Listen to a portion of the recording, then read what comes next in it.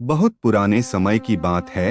एक व्यक्ति अपने जीवन में अध्यात्म सहित कई जरूरी ज्ञान को प्राप्त करना चाहता था ताकि वह अपने जीवन को अच्छे से समझ सके और किसी भी तरह की स्थिति या परिस्थिति उसे विचलित न कर सके। वह जानता था कि मेरी मदद सिर्फ महात्मा बुद्ध ही कर सकते हैं। उसकी महात्मा बुद्ध से ज्ञान प्राप्त करने की लालसा बहुत तीव्र थी। तो इस तरह खूब सारा अध्यात्म ज्ञान पाकर अपने जीवन को बेहतर और सुखद बनाने की चाह में वह व्यक्ति महात्मा बुद्ध के पास पहुंचा।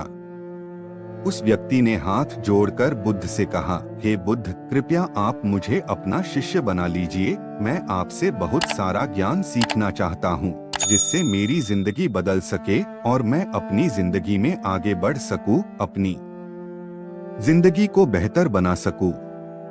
बुद्ध ने उस व्यक्ति की तरफ देखा और कहा, बेटे, यदि तुम मुझसे शिक्षा ग्रहण करना चाहते हो या मुझसे कुछ सीखना चाहते हो, तुम आज से 10 दिन बाद मेरे पास आना। वह व्यक्ति 10 दिन बाद लौटकर फिर बुद्ध के पास आया और कहने लगा, हे बुद्ध, 10 दिन पूरे हो चुके, अब आप मुझे शिक्षा दीजिए। बुद्ध का फिर से यही जवाब था, यदि कुछ सीखना है तुम 10 दिन बाद आओ। ऐसे ही कई महीनों तक चलता रहा। जब जब शिष्य उनके पास आता था, गौतम बुद्ध हर बार उसे ये बोलकर वापस भेज देते कि 10 दिन बाद आना।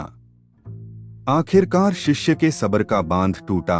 हार मानकर इस बार शिष्य ने गौतम बुद्ध से पूछ ही लिया, हे बुद्ध, मैं जब भी 10 दिन बाद आता हूँ आप हर बार मुझे वापस भेज देते हो। मुझे आपके ज्ञान की बहुत आवश्यकता है, कृपया मुझे शिक्षा दे, मैं कुछ सीखना चाहता हूँ। तो इस पर बुद्ध ने उस व्यक्ति से कहा, ठीक है पुत्र, पहले जाओ एक गिलास पानी लेकर आओ। वह व्यक्ति उनके कहे अनुसार एक गिलास पानी लेकर आया। इसके बाद बुद्ध ने कहा कि जाओ एक गिलास पानी और लेकर आओ। वह उनके कहे अनुसार एक और पानी से भरा गिलास ले आया।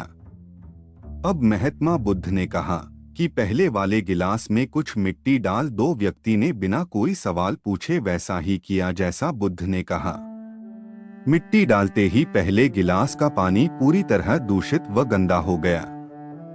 अब महात्मा बुद्ध ने उस व्यक्ति से कहा कि इस पहले गिलास का पानी दूसरे गिलास में डाल दो।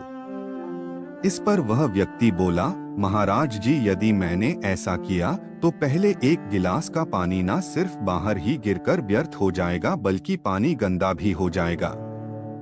पहला गिलास पहले से ही जल से भरा हुआ है, उसमें अब दूसरे गिलास का पानी भला कैसे समा सकता है। इस पर महात्मा बुद्ध मुस्कराए और बोले, यही हम आपको समझना चाहते हैं कि तुम अभी ज्ञान अर्जित करने के योग्य नहीं हो, क्योंकि तुम्हारा मन उस भरे हुए गंदे पानी के गिलास की तरह पहले से ही तरह तरह के फालतू व बुरे ज्ञान से भरा पड़ा है। तो ऐसे में मेरे द्वारा दिया ज्ञान भला तुम्हारे मन में कैसे समा सकता है। यदि मैंने ज्ञान देना शुरू किया तो वह ज्ञान न सिर्फ व्यर्थ जाएगा बल्कि स्वयं दूषित भी जाएगा।